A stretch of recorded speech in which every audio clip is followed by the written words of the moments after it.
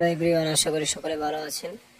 আমরা একটি নতুন নিউজ পেয়েছি যে ধুম 4-এ থাকতে চলেছে সুপারস্টার রণবীর কাপুর। এনিমেলের মাধ্যমে সে তো প্রচুর সাড়া ফেলেছে, তো এবার সে ধুম 4-এ থাকতে চলেছে। আমরা জানতে পেরেছি অনেক আগে ধরে রিউমার চলেছে এখানে শাহরুখ থাকবে, তবে শাহরুখ খান এখানে হয়তো থাকছে না, অথবা থাকলেও কেমিও হিসেবে থাকলেও থাকতে পারে। তবে একটি বড় গণমাধ্যম থেকে জানা গেছে বলিউডের যে ধুম 4-এ থাকতে চলেছে রণবীর কাপুর। এর আগেও নাকি তার সাথে অনেকবার কথা হয়েছে এবং এতে তিনি চুক্তিবদ্ধ হয়েছেন, এবং এটা রণবীর কাপুরের 25তম মুভি, এটা আমরা জানতে পেরেছি। আর ধুম 4 তো একেবারে বিগেস্ট এই করে দেবে, একেবারে ফাটাই দেবে।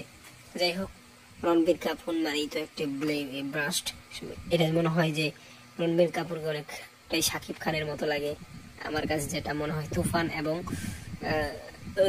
এনিমেল দেখবেন প্রায় সেম টু সেম, কাছাকাছি মিলে যায়। তো আজকের ভিডিওটি পর্যন্তই। ধূমপান নিয়ে ধূম 4 নিয়ে আপনাকে দেখছি। ধন্যবাদ।